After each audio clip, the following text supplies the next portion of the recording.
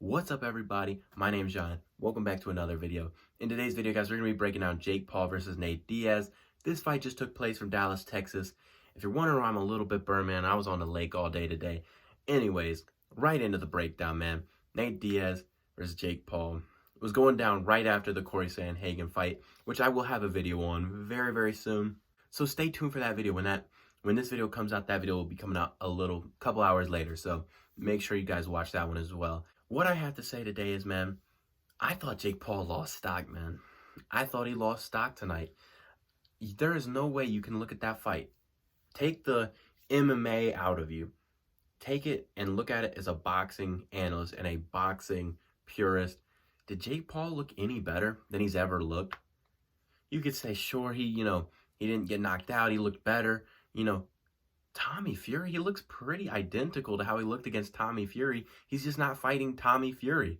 You know what I mean? That's the adjustments he made since fighting Tommy Fury. He's not fighting Tommy Fury. What in there did he do exactly better? Was his cardio a little bit better?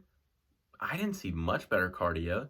He wasn't that good in the Tommy Fury fight, and he had his best round in the 8th round when he was able to knock down Tommy Fury.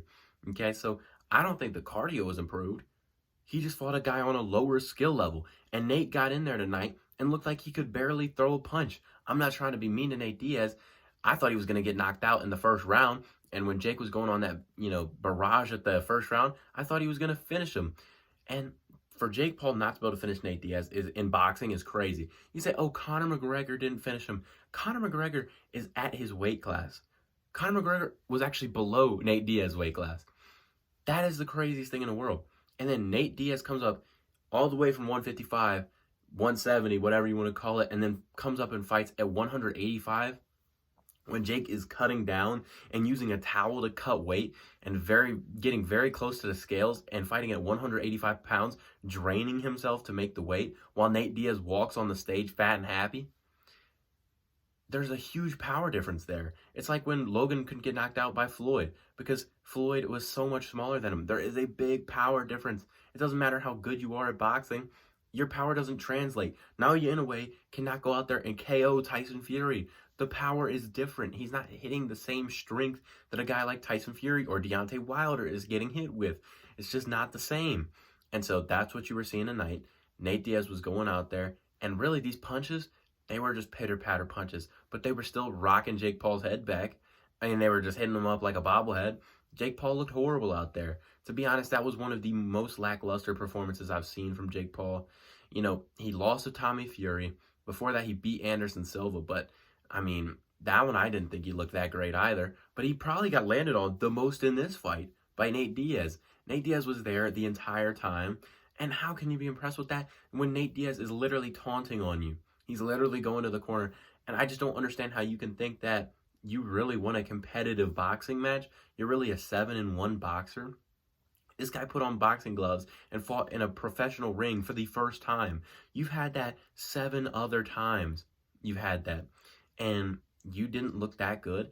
And you can say whatever you want about Nate doesn't get KO'd. Nate's a tank. I get he's a tank. But he gets knocked down. More than that, Conor McGregor knocked him down more than that. He got knocked down one time because he got clipped on the temple.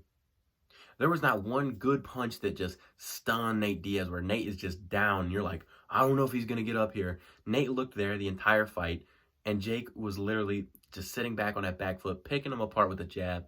In that sense, he was good. He was a better boxer than Nate Diaz, which I think we all already assumed. And Nate Diaz is 38 years of age and just had a tough fight with Tony Ferguson in which he was able to find a submission. And also, Jake Paul is 26 years old, and he's in the prime of his boxing career, and he's only working on boxing.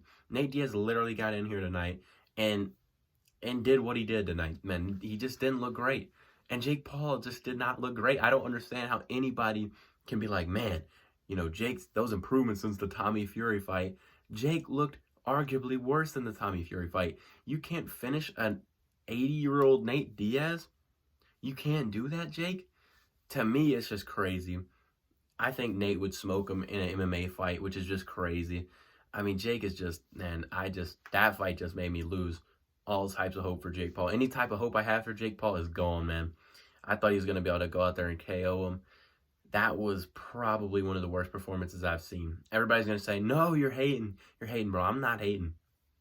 That fight was just not it, man. That was just not a good performance overall from Jake Paul. And I just don't understand how you can see that fight and actually think that Jake, if you take away from that Jake is a good boxer, man, that's a scary proposition. He was getting caught left and right by Nate Diaz and was getting his head popped back. And if Nate had a little bit of power, I think he would have KO'd Jake, man. I'm going to be honest. If he was just a little bit stronger, I think he's knocking Jake out, man. That's just my personal opinion. Let me know what you guys thought of Jake Paul's fight tonight, man. I just don't see how you guys can be impressed with that. I thought he lost major stock tonight. I know everybody's going to go crazy saying, how did he beat Nate Diaz? Nate Diaz is a 38-year-old MMA fighter who is not even in the UFC anymore and was on the downhill slide in the UFC anyways. Let me know what you guys thought of this fight. You know, Jake Paul, you won. He definitely won the fight, but it was just super outrageous. And Nate could have, in my opinion, if he had just pressed the pace a little bit more when he had Jake Paul hurt, every time he waited till the end of the round to hurt Jake Paul, and it just looked like he had the ability to hurt Jake, but he just wasn't doing it, man. Anyways, let me know what you guys thought of the fight. Peace out. I'll see you all in the next one.